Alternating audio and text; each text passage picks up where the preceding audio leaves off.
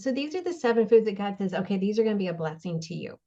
So when you study these 7 foods, when you study pomegranates and when you realize the resveratrol in pomegranates, when you study the healing benefits of the different foods, the dates, and the dates is the honey. So when you study archaeology and you study the history of Israel, you realize it's not just a land of milk and honey. The honey actually is a date honey. And the dates that grow in Israel are different than the dates that grew in the other countries.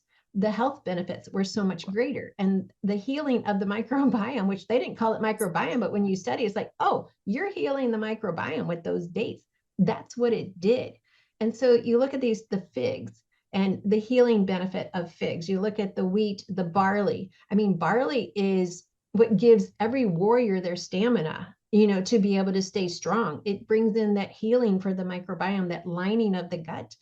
And when you study all 7 foods, you can just see God working in the heart, God working in, you're not going to have inflammation. It's going, if you do have inflammation, it's going to lessen inflammation. It's going to prevent different cancer cells from growing. It's going to prevent diabetes because of the high fiber.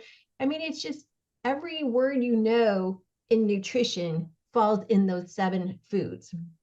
They're the perfect 7 foods for you to have stamina, to have resilience, to have what you need to be strong, to be able to have a strong reproductive system. So you're going to then multiply.